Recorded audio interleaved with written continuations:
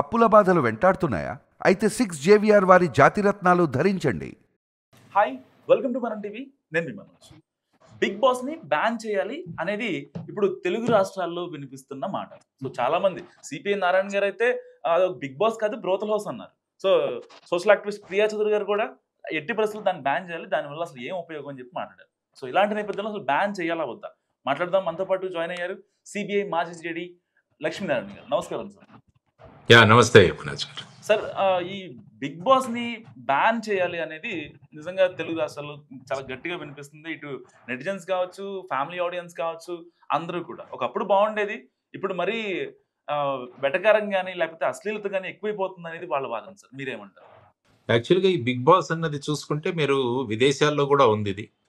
ఆ తర్వాత హిందీ ఛానల్స్ లో ముఖ్యంగా అక్కడ హిందీలో ఇతను సల్మాన్ ఖాన్ చేస్తాడు అనుకుంటాను ఈ బిగ్ బాస్ అన్న కార్యక్రమం. మేము అక్కడ బాంబేలో ఉన్నప్పుడు కూడా ఆ కార్యక్రమం ఉండేది. చాలా మంది యువతరం తర్వాత ఇళ్లలో ఉన్నవాళ్ళు అదేదో పెద్ద గొప్ప ప్రోగ్రామ్ గా దాన్ని చూసేవాళ్ళు. నేను యాక్చువల్గా బిగ్ బాస్ అని ఎవరో చెప్తే ఇదేమన్నా గొప్ప గొప్ప వ్యక్తుల్ని చూపిస్తారేమో అనుకుని ఒకసారి ఆన్ చేశాను. నేను ఏమన్నా పెద్ద దేశభక్తుల్ని ఏమన్నా అంటే సుభాష్ చంద్రబోస్ గారు లాంటిది కానీ, భగత్ సింగ్ గారి గురించి కానీ, వీళ్ళు నిజమైన బిగ్ బాస్లు కదా, దేశానికి స్వాతంత్రం తీసుకురావడంలో అటువంటి వాళ్ళని ఏమన్నా చూపిస్తారో అని ఆన్ చేస్తే ఒక 15 మంది ఒక రూమ్ లో పెట్టి వాళ్ళు ఏం చేస్తున్నారో, ఏం మాట్లాడుతున్నారో, ఏ సంభాషణలు ఉన్నారో ఈ కార్యక్రమాన్ని రోజు 2-2.5 గంటలు చూసే ఇంతమంది లక్షల కోట్ల మందిలో ఉన్నారు అంటే ఏమవుతుందన్నది ఒక పెద్ద ప్రశ్న మనకు. అంటే ఎంత అమౌంట్ ఆఫ్ టైం మనకు వేస్ట్ అవుతుందన్నది కూడా ఆలోచించాలి. ఆ తర్వాత ఏమైపోయిందంటే సమాజంలో బిగ్ బాస్ చూడకుంటే వాళ్ళని ఏదో వెలివేసినట్టు చూడడం మొదలుపెట్టారు. అంటే మీరు బిగ్ బాస్ చూడరా అంటే అదేదో మనం ఏదో తప్పు చేస్తున్నామన్న రీతిలో ప్రతి ఒక్కరు కూడా చూడడం మొదలు పెట్టారు.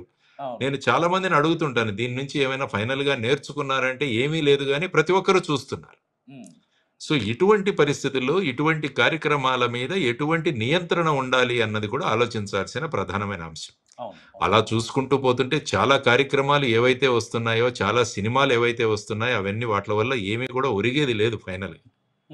తర్వాత ఏంటంటే ఇప్పుడు ప్రపంచం అంతా జరిగేది అటెన్షన్ ఎకానమీ అంటాం దీన్ని. అంటే ఏ ఛానల్ ఎంతసేపు ప్రజలను వీక్షింప చేయడానికి వాళ్ళు ప్రయత్నం చేస్తున్నారు అని దాన్ని అటెన్షన్ ఎకానమీ అంటారు. అంటే ఫర్ ఎగ్జాంపుల్ ఈ కార్యక్రమం ద్వారా 2.5 గంటలు ఇంత లక్షల కోట్ల మంది ప్రేక్షకులను మేము రిమోట్ వాడకుండా, రిమోట్ ఛానల్ చేంజ్ చేయకుండా చూస్తున్నామంటే ఏమవుతుందంటే అప్పుడు అడ్వర్టైజ్మెంట్ సంస్థలన్నీ కూడా ఇందులో అడ్వర్టైజ్మెంట్లు వేయడం మొదలు పెడతాయి. అప్పుడు ఆ ఛానల్కు డబ్బులు వస్తాయి. కాబట్టి ఈ బిగ్ బాస్ వెనకాల ఉన్నది ఏంటంటే డబ్బు సంపాదించే ఒక ప్రయత్నం. అంటే ప్రజల యొక్క బలహీనతను గమనించి పెద్ద పెద్ద హీరోలను వాటిలలో యాంకర్లుగా ఉంచి సో దాన్ని ఒక పెద్ద గొప్ప కార్యక్రమంగా ప్రొజెక్ట్ చేసే ఒక ఏదైతే జరుగుతుందో దానివల్ల సమాజానికి చాలా ప్రమాదమే జరుగుతుంది. యాక్చువల్గా అందులో ఏం జరుగుతుందో అన్నది 1-2 సార్లు నేను చూసినప్పుడు కూడా నథింగ్ ఈజ్ పాజిటివ్ అందులోంచి ఏమీ. వాళ్ళ సంభాషణలు, అక్కడ చేసుకున్న వాళ్ళు వస్త్రధారణ కావచ్చు, వాళ్ళ భాష కావచ్చు, లేకుంటే అందులో చర్చించే విషయాలు కావచ్చు, దానివల్ల సమాజానికి ఎటువంటి ఉపయోగం కూడా లేదు. కానీ ఒకటేంటంటే దాన్ని బ్యాన్ చేస్తే ఏమవుతుంది, బ్యాన్ చేస్తే ఇంకా దాని మీద చర్చ ఇంకా ఎక్కువగా మొదలవుతుంది. దానివల్ల ఇంకా చూసేవాళ్ళ సంఖ్య పెరుగుతుంది. అందువల్ల ఇటువంటి కార్యక్రమాలను ఆమోదించేటప్పుడు ఒక నియమావళి అంటూ ఉండాలి. దేని గురించి దాని బదులు ఒక క్విజ్ ప్రోగ్రామ్ చక్కగా 2.5 గంటలు ఆర్గనైజ్ చేస్తే ఎంత బాగుంటుందండి. ఇదే నాగార్జున గారు ఏ విధంగా చాలా మంది బిగ్ బాస్ లో వెళ్ళిన వాళ్ళు కావచ్చు, లేకపోతే బయటకు వచ్చిన కంటెస్టెంట్ కావచ్చు, ఎక్స్ కంటెస్టెంట్ కావచ్చు, వీళ్ళు చెప్తుంది ఏంటంటే హౌస్ లోకి వెళ్తే ఒక కల్చర్ నేర్చుకుంటారు, ఆ కల్చర్ నేర్చుకొని బయటకు వచ్చిన తర్వాత వాళ్ళ లైఫ్ బాగుంటది, వాళ్ళకి చాలా ఆపర్చునిటీ వస్తాయి, వాళ్ళు ఎక్కడికో వెళ్ళిపోతారు అనేది చాలా మంది చెప్తున్నారు. అంటే ఒక 15 మంది యొక్క ప్రోగ్రెస్ కోసం ఎంతమంది సమయాన్ని వేస్ట్ చేయడం అన్నది కరెక్ట్ కాదు. That is a criminal wastage of time. అది సక్రమం కాదు.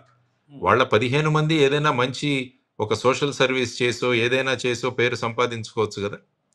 అంటే పేరు ఎలా సంపాదించుకోవాలన్న దాని మీద ఇటువంటి కార్యక్రమాల నుంచి, హౌస్ నుంచి బయటకు వచ్చిన తర్వాత ఏంటంటే చాలా టెలిఫోన్ కాల్స్ కూడా అందులో చేస్తారట. అంటే ఈ వ్యక్తి ఇందులో ఉండాలా, లేకుంటే ఈ వ్యక్తి ఇందులోంచి బయటికి వెళ్ళాలా అని ఆడియన్స్ పోల్ కూడా తీస్తారని ఎవరో చెప్పారు నాకు. దానివల్ల కూడా ఏంటంటే చాలా మంది వీక్షకులు ఆ ఫోన్ నంబర్కి ఫోన్ చేస్తుంటారట. అవును. వీటిని ఏమంటామంటే ఇవి బిజినెస్ ఆర్ ప్రమోషనల్ కాల్స్ అంటాం వీటిని. ఈ కాల్స్ వెనకాల ఐ థింక్ ఒక్కొక్క కాల్కి ₹4 ఎంతో ఖర్చు పెట్టాలనుకుంటారు. యాక్చువల్గా మీరు చూసుకుంటే మన ఫ్రీ కాల్స్ కావు, ఇవన్నీ కూడా పెయిడ్ కాల్స్. దానివల్ల ఆర్థికంగా కూడా ఈ వీక్షకులు చాలా మంది నష్టపోతుంటారు. సో ఇటువంటి వీక్నెసెస్ తర్వాత ఏంటంటే ప్రతి ఒక్కరి యొక్క పర్సనల్ జీవితంలో మనం చూసే ఒక ఇంట్రెస్ట్ ఉంటుంది జనాలు. అదొక సైకాలజీ. అంటే ఒక ఇంట్లో మామూలుగా గోడలు వేసేసి తాళాలు మూసేసి మనం లోపల ఏం జరుగుతుందో ఎవరికి తెలియదు. కానీ ఇదేంటంటే లోపల ఏం జరుగుతుందో డైరెక్ట్ గా మీకు చూపిస్తుంటారు కాబట్టి అదొక ఇంట్రెస్ట్ జనాలకి. సో ప్రజల యొక్క వీక్షకుల యొక్క వీక్నెసెస్ అన్ని పట్టుకొని ఏం చేశారంటే ఫైనల్ గా దీన్ని ఒక షోగా తయారు చేయడం జరిగింది. అంటే మీరు అంటున్నట్టు ఇది కేవలం ఇక్కడ తెలుగు ప్రేక్షకులు మాత్రమే కాదు, మొత్తం భారతదేశంలో ఉన్న ప్రేక్షకులు, సల్మాన్ ఖాన్ కావచ్చు, లేకుంటే ఫారిన్ కంట్రీస్ లో కూడా ఇది ఉంది, ఈ బిగ్ బాస్ షో ఉందనుకుంటాను. అక్కడ కూడా సెలబ్రిటీల ద్వారా వీటిని ప్రమోట్ చేయడం జరుగుతుంది.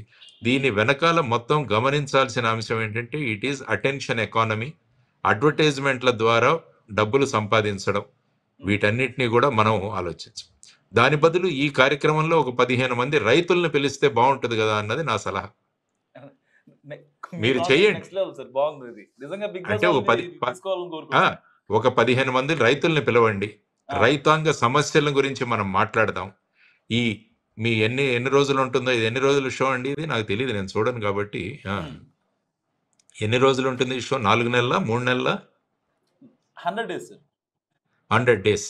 అంటే 100 డేస్ పిల్లలు, తల్లిదండ్రులు వాళ్ళు చూసి ఎంత సమయం వేస్ట్ చేసుకుంటున్నారు పిల్లలు. ఆ తర్వాత వాళ్లకు పరీక్షలకు తయారవ్వలేదని మళ్ళా వాళ్ళ మీద స్ట్రెస్.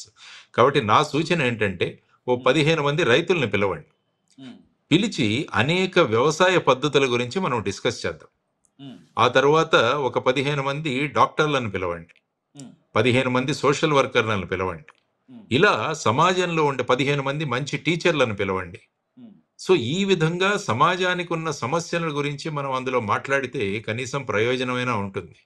కేవలం ఈ 15 మంది యొక్క ఫ్యూచర్ బాగుంటుందని చెప్పి ఎంతమంది యొక్క సమయాన్ని వృధా చేయడం అన్నది it is not correct. So ఆ విధంగా ఈ అటెన్షన్ ఎకానమీలో అడ్వర్టైజ్మెంట్ల ద్వారా డబ్బులు సంపాదించడం, ఆ తర్వాత వచ్చేసి ఇన్ని లక్షల కోట్ల మంది యొక్క ప్రభావాన్ని, వాళ్ళ యొక్క సమయాన్ని కూడా మనం వృధా చేయడం అన్నది సబబు కాదు. కాబట్టి ఇటువంటి కార్యక్రమాల బదులుగా వేరొక కార్యక్రమాన్ని, ఇప్పుడు సత్యమేవ జయతే అని ఒక కార్యక్రమం వచ్చేది, అమీర్ ఖాన్ చేసేవారు. ఆయన సమాజంలో చేస్తున్న విశిష్టమైన వ్యక్తులను తీసి ఆయన ఇంటర్వ్యూ చేసేవారు. ఫర్ ఎగ్జాంపుల్ కౌన్ బెనేగా కరోడ్పతి అని చెప్పేసి ఆయన అమితాబ్ బచ్చన్ గారు అదొకటి చేస్తున్నారు. అందువల్ల ఏంటంటే ఇవి చూసినప్పుడు మనకు జనరల్ నాలెడ్జ్ పెరుగుతుంది, అనేక విషయాల గురించి మనం తెలుసుకోవచ్చు. సో ఈ బిగ్ బాస్ షో బదులు ఒక మంచి క్విజ్ ప్రోగ్రామ్ ఏర్పాటు చేయవచ్చు, లేకుంటే అనేక విషయాల గురించి మనం ప్రశ్నలు తయారు చేసి పిల్లల్ని కానీ ఎవరినైనా ఆహ్వానించవచ్చు. సో వీటి ద్వారా ఏమవుతుందంటే జ్ఞానము పెరుగుతుంది, ఆ తర్వాత సమయం యొక్క సరి అయిన సమయాన్ని సక్రమంగా వినియోగించుకోవడం కూడా జరుగుతుంది. సో నా దృష్టిలో ఈ కార్యక్రమాల వల్ల ఎటువంటి ఉపయోగము లేదు. కేవలం ఒక 15 మంది ఆ హౌస్లోకి వచ్చి బయటికి పోవడం వల్ల రేపు వాళ్ళ ఇది పెరుగుతుంది అంటే that is left to them. This is so unfortunate. So ఆ విధంగా కాకుండా ఇంకా చాలా షోస్ వస్తున్నాయి ఈ టీవీ ఛానల్స్లో కూడా, అవన్నీ కూడా అనలైజ్ చేస్తే వాటి ఉపయోగం ఏంటి అన్నది కూడా తెలియడం లేదు మనకు. సో దానివల్ల ఒక నియమావళి ఉండాలి, ఆ నియమావళి ద్వారా ప్రజలకు ఎంత ఉపయోగం వస్తుంది ఈ కార్యక్రమం అన్న ద్వారా దాన్ని అనలైజ్ చేయాల్సిన అవసరం ఉంది. ఎందుకంటే ముఖ్యంగా భారతదేశంలో యువతరం పెద్ద పెట్టున ఉన్న ఈ స్కిల్ డెవలప్మెంట్ గురించి ఒక షో ఏర్పాటు చేయవచ్చు, లేకుంటే కొత్త ఆర్టిఫిషియల్ ఇంటెలిజెన్స్ గురించి ఎక్స్పర్ట్స్ని పిలిచి ఒక 100 రోజులు పెట్టి రోజు ఒక విషయాన్ని గురించి క్లాస్ తీసుకుంటే ఎంత బాగుంటుంది. సో ఇటువంటివి ఈ విధంగా ఆలోచించి సమాజానికి ఉపయోగపడే కార్యక్రమాలు ఇటువంటి కార్యక్రమాల ద్వారా అవ్వాలని నేను కోరుకుంటున్నాను. కాబట్టి ప్రస్తుతం జరుగుతున్న కార్యక్రమాల వల్ల ఏమాత్రం ఉపయోగం లేదన్నది నా భావన. Thank you sir, thank you so much. Thank you. So ఇది లక్ష్మీనారాయణ గారి అనాలిసిస్. చూస్తూనే ఉండండి మనం టీవీ.